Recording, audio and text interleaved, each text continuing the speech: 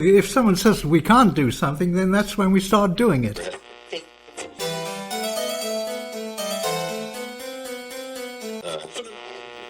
These tough times, we've been through them. Your parents have been through them. Your grandparents, they come. How you survive depends so much upon yourself.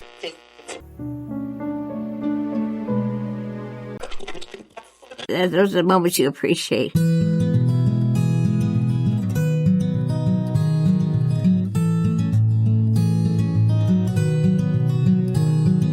Hello, and welcome to Elder Wisdom, Stories from the Green Bench.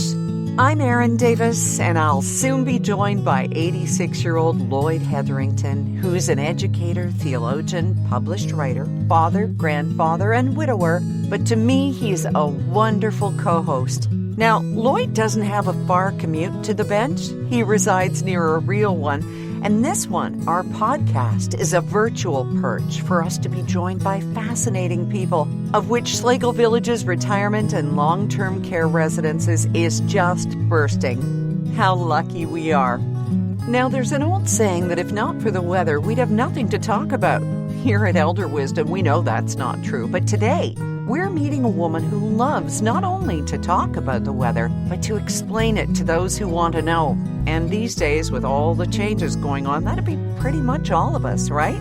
Korleen Schmidt is a resident of the Villages at University Gates in Waterloo. She's a widow, mother of 4, grandmother of 11, and she talks about the full circle of her life, how she's managed to combine her loves of geography and theology, basically this world and beyond, and she joins us on the Green Bench. All right, Lloyd, I can't help myself. Korleen, Korleen, Korleen, Korleen. How many of our guests get a musical intro? Well, I can assure you that for me, they would not get one at all. I have improved my singing significantly. I used to be a monotone, and now I get 2 notes. But from my heart, there's a song when I sit with someone like Korleen because she has so much to share, and I'm dying to hear it. Oh, I'm so excited about this conversation. Everybody talks about the weather, but we're going to be discussing it on a different kind of level. But you know, Lloyd, as we sit here on this metaphorical green bench, I kind of picture us sitting there like Forrest Gump with our box of chocolates, and we're just waiting for Korleen to come sit with us. And you had such an interesting take on Korleen's combination of meteorology and theology, and I think it just sets the table so perfectly, much better than my Dolly Parton ever could. So if you would lay that out for us, and we'll welcome Korleen. I just love that. I'd be glad to do it. In her study of theology, she's learning and teaching how to go to heaven, and in her study of meteorology, she's telling us how the heavens go. And so what a combination. How to go to heaven, how the heavens go. Very, very good. Isn't that good? Oh, my goodness. And you're both educators. Korleen, you were a school teacher or elementary school, is that right? That's right. In Toronto. Okay. And you got your degree from Western in geography and then a teaching degree and a master's in theology. Wow. So when people talk about God's country, you actually know where that might be thanks to your combination of geography and theology.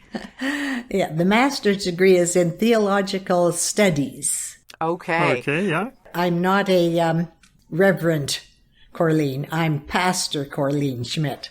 Very good. Mm-hmm. And did you have opportunities to share in ministry as well as teach? Yes, I worked 5 years for our home church, United Church in Hanover, as the assistant minister. What was your role there as the assistant minister? I did a lot of visiting, especially elderly, and I took full worships, mostly in the summer, well, especially in the summer, but also 1 or 2 in the winter times. Very good. When you were visiting and ministering to the elderly, how much did that prepare you for your own older years? Or do you look back on it now, Korleen, and go, oh, now I know. Now I see what they were talking about. Or did it all kind of just make perfect sense to you then as well? Can you describe your ministering for the elderly? I don't think I really thought of it in those days. That, 40 years ago. But I could identify with them, even though I was younger than they were. And I'm sure I'm not conscious of it, but it probably did prepare me for talking to people in our age group here. As you're doing today. And I love that you were ministering in Hanover because that's kind of where you were raised as well, is it not? That's right. That's right. In our home church there. Mm-hmm. So tell us about that. I grew up in Elmwood. Okay. That's just 5 miles north of Hanover. Mm-hmm. Hanover was our nearest town with bigger stores and higher education. But I went to public school in a one-room school in Elmwood, and we didn't learn a great deal, but we learned how to play with each other, and it was a great experience in a lot of ways, even though we didn't think that we thought we were a little bit challenged and behind, because there were 8 grades all in one room. And so the teacher didn't have very much time for us. So at the end of grade 7, there were only 2 of us in the class. And my girlfriend and I, we went to the principal came to the school. And he said, well, these two girls, we should just put them on. Just say they've passed. We hadn't had any grade 8. Oh. But anyway, we thought it was all right. We didn't find any fault with it. So that's what they did. They just pushed it on.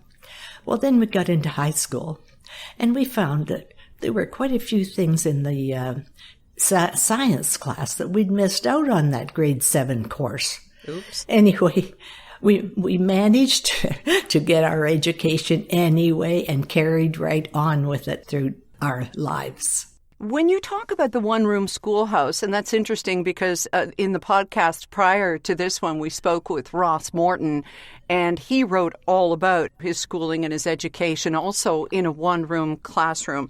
Mm-hmm. Was there anything positive that came out of that? I mean, obviously there were spots that were missed along the way, and you certainly went on to make up for that and then some. Yes. But what were the positives of it, Korleen? Yes, well, we'd listen to what was going on with it for the next course, the next class beside us. You know, there were only 2 or 3 in each class, and we'd listen as we go. And sometimes we listened and sometimes we didn't. You know how that can go with kids. But you know, we didn't know anything else except that the teacher had to go and look after other people than our group, and so we just managed through it. But you learned far, far more than you'll ever realize. You may not have taken in all of the academic steps that were prescribed, but you learned how to study, you learned how to work with others, you learned how to be aware and care for the people around you. Your education was fantastic and laid a good foundation for you in high school and then on into university and postgraduate work. So you got a good, solid education. I appreciate you saying that because I don't think I was aware of it, but it did exactly that. And we learned how to concentrate while the teacher was teaching, loudly and clearly to the class that was taking her course. Mm-hmm. Anyway, we all managed, and I don't know what the rest of them did because my mother and dad divorced the year I was in grade 8. And my aunt and uncle had me come and live with them in Brantford, and they adopted me. And so I had a complete change, not only of geographic change, but in a lot of other ways too. My uncle and aunt were very, very kind, and he was a medical doctor in Brantford, and she was a former teacher. And so all through high school, she could tell that I had not had a very thorough education in public school. And so every night she would sit upstairs with me at the desk, and we'd go over the lessons I had for the day from the Brantford Collegiate Institute. Anyway, that's another reason I learned how to read and absorb. Talk about the road not taken. When you talked about your parents getting a divorce when you were in the 8th grade, which was something that was certainly not done with the same frequency that it is now. Yeah. And here you were taken from Hanover and brought to Brantford and given a whole different sort of set of parenting from this aunt and uncle who adopted you. It's really quite amazing. It is. Undoubtedly, you've looked back, Korleen, and thought, if not for this, the path of my life would have been completely different. Exactly right. And I just took it in stride. They came for the weekend, my aunt and uncle, to Elmwood. And the parents kept talking and talking at the table, and my girlfriend and I were playing outside. Anyway, they brought me in about almost supper time, and they said, how would you like to come and live with us? Oh, I thought, gee, that sounds pretty good. So I said, sure. So they said, well, get your things together. And off we went. Wow. Before you change your mind. I think I was always open to opportunities. And it could not have been better in every way. Well, Lloyd, maybe Korleen being so open to change and whatever is on the horizon has been the perfect harbinger to her love for meteorology and for the weather. Yes. And you see, that started early in my life because they had the farm right close to the village. And so we'd go out in the morning, and all we had to do would be back for dinner at night. So we had a great affection for the forest and everything in it, and we had no fear. In those days, we could stay out and have fun and go anywhere we chose. And so it's quite an eye-opener to be able to look at the vegetation and look at the ground and just absorb what's going on. The snakes and the toads and the fish that we became certainly familiar with in the forest. Now, it wasn't a very huge forest. It was my grandfather's farm, and it wasn't very far away, but off we'd go for the day. Can you imagine that now, Lloyd? I think of my grandchildren growing up, and it would never happen.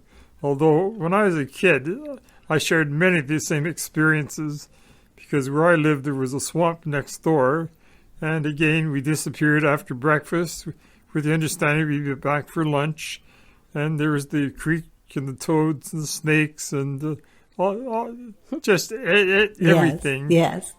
Nature, all of that. And that became yes. your textbook. You not only looked, but you were curious. What's this all about? And yes. You began to find out. And the natural education is just fantastic. I get so excited when I hear about this. Thank you. And my daughter makes an attempt to raise her 2 boys that way. They're right in the heart of Toronto, so it's very difficult. But they're not very far away from the Don Valley with all its paths and the streams and so on. They get down there fairly frequently. Very good. And she encourages to try to stretch. And her question always is, do you think you can do it? And if they say yes, she'll say, go ahead. Mm-hmm. And she'll just let them. None of this bubble wrap stuff for them. Now, Korleen, can you recall what your mother used to tell you?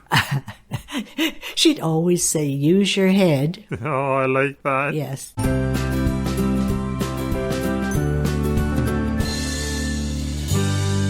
There's a piece in Parents Canada, Lloyd, that says to raise resilient kids, parents need to stop bubble wrapping them because this overprotection, creating too safe upbringings, means that kids won't be prepared to take risks when they grow up. So it's part of parenting to allow your children not only to fall and get a little bit bruised or, And we did. Yes. Yes. And finding out which leaves you perhaps need to avoid. And yes, all of that. All of the Yes. above, as we say. Exactly. And falling and failing as a child can somehow, they say, prepare us or steel us a little bit better for failing or falling as adults. Exactly.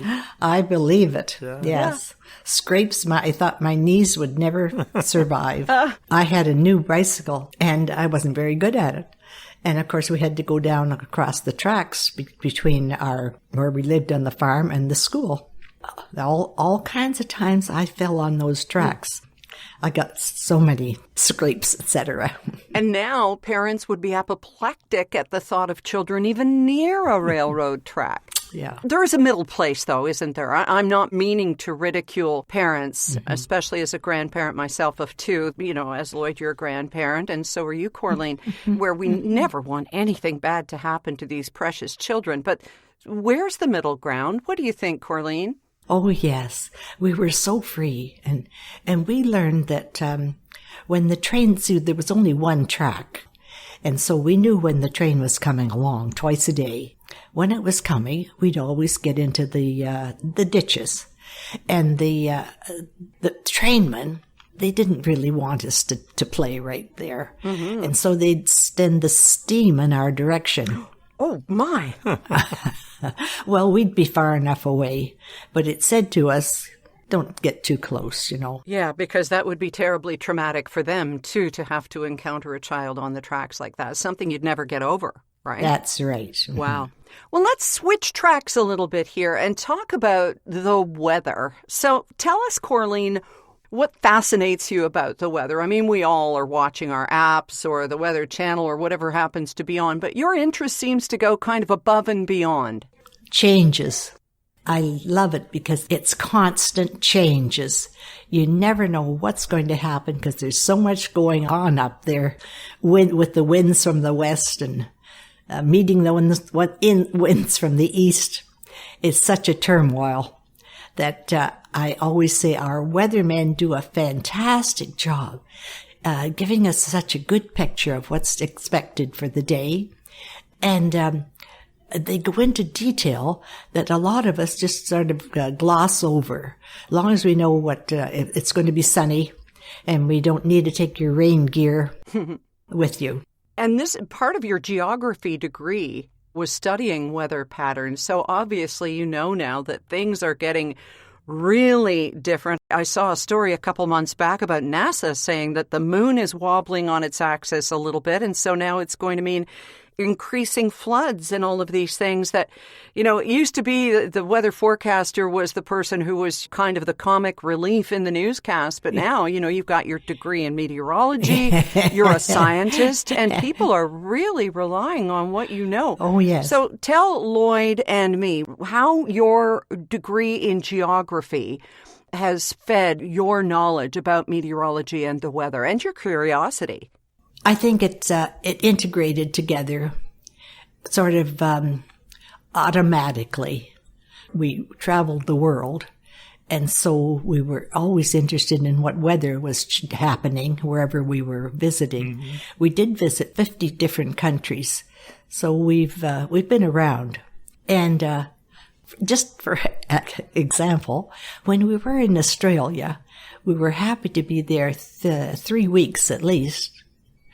And we certainly went out and cased the trees and the grounds, etc. And the one thing that we found was that they have exactly the same trees that we do. Lots of maple trees, beautiful, big maple trees, just like we do. And then we happened to be there in the fall, and there were the leaves, but unlike ours in the autumn, with all the gorgeous colors, theirs were just plain brown, no color. So we got a shock with that. Australia certainly was fascinating, but you probably visited other countries in the Southern Hemisphere as well.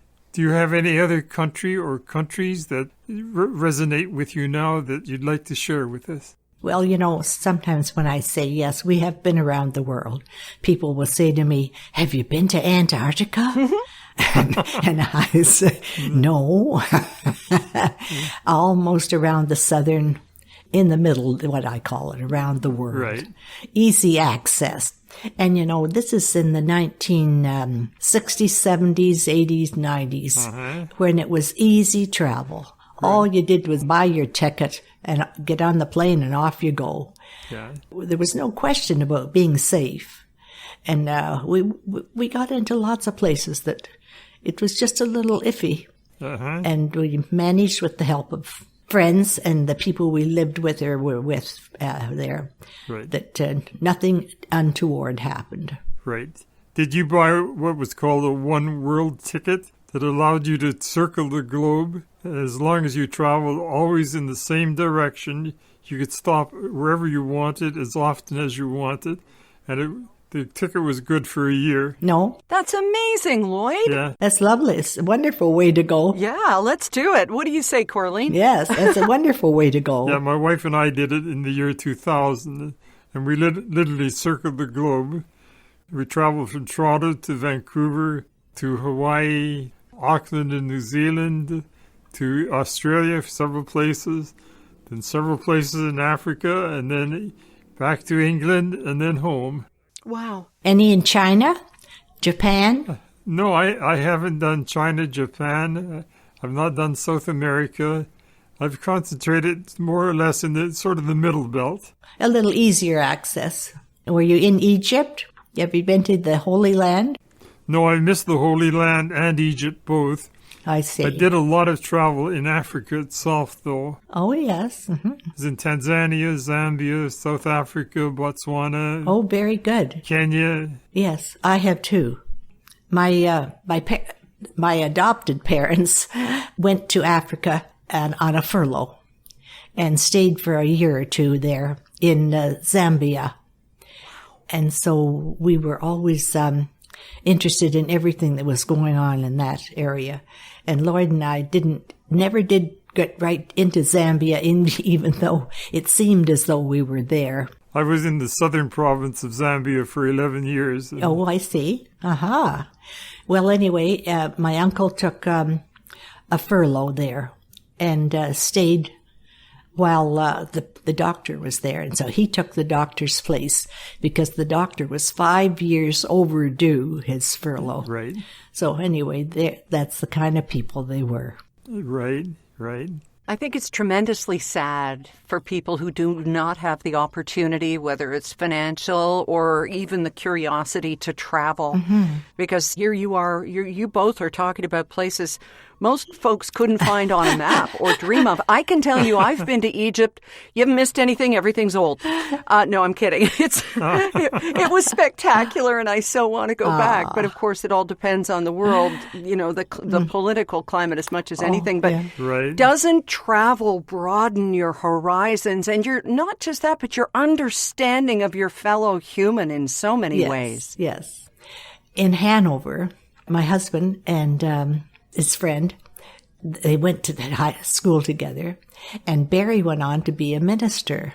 And he and Alice, this partner, they graduated as missionaries in the Lutheran Church. Mm-hmm. And so they're everywhere they went to serve 2 or 3 years, we would get to go and live with them.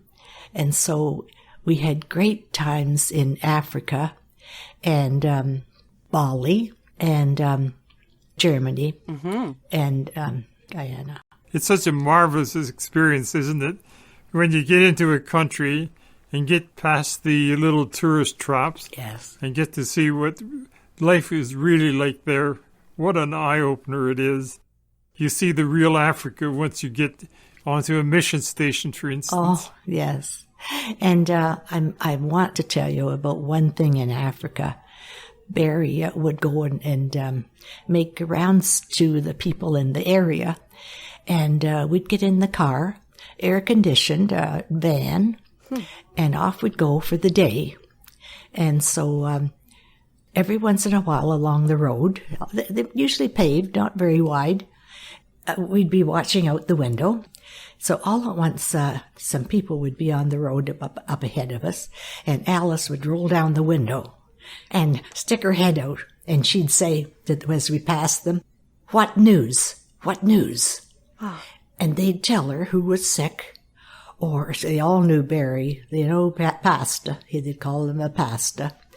And they'd tell them, Barry, who needed communion and where they lived, if he didn't know. Anyway, go on a little farther, and we'd meet some more. And there she was, calling out, "What news? What news?" That's all she had to say. Right. Oh, I can picture that scene.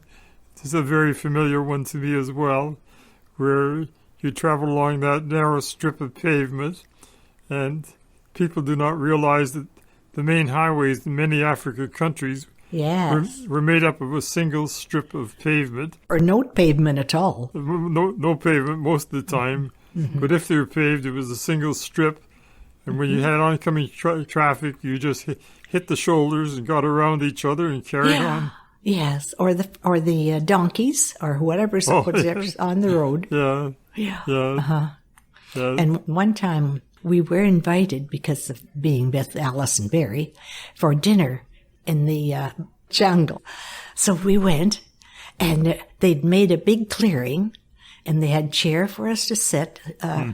They served us dinner, and they were so pleased to have pasta there and Mrs. Lang. Oh my, it was a red letter day for them. Well, it was a red letter day for us too. And they gave us each a bowl and a big spoon. And then they brought out the chicken and rice. And so all these little eyes were peering at us, because we were, center of attraction. These queer people with the white skin. And they couldn't eat until after we had eaten. And so it made us doubly conscious of the fact that we weren't very hungry that day. And we certainly ate dinner, but we saved a good big portion, hoping that it would go around them. And they'd get fed too. Right. What a beautiful story.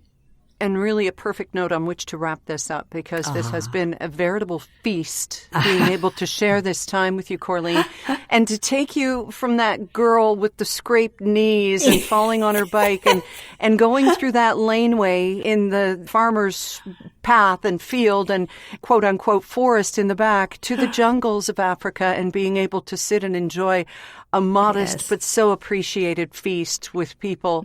What a beautiful life. Just thank you for sharing this with us. Well, do you know what I say about it? What? God is good. God leads us every day. Our theological training certainly makes me overly conscious of every day as another opportunity to serve. Korleen, you the attitude of gratitude, and when you go through life with that thankful heart, you can see a world that's beautiful and lovely in spite of all the chaos around us. Thank you. Thank you to my co-host Lloyd Hetherington and our guest Korleen Schmidt for reminding us always that the present is quite literally a gift. Join us next time when we talk with Sherry Necker. She's one of the younger residents, and she's going to share with us some inspiration and a stroke of luck. Don't miss an episode. Go to elderwisdom.ca and you'll be notified just as soon as there's a new one here on the Green Bench using #ElderWisdom. And while you're there, be sure and sign the Elder Wisdom Pledge, won't you? Thanks for that and for sharing time with us here. I'm Erin Davis, and on behalf of my co-host Lloyd, your seat on the Green Bench is ready and waiting. Elder Wisdom, Stories from the Green Bench, is brought to you by Schlegel Villages, a complete continuum of care, offering independent living to long-term care, celebrating and honoring the wisdom of the elder. To learn more about us, please go to our website, schlegelvillages.com.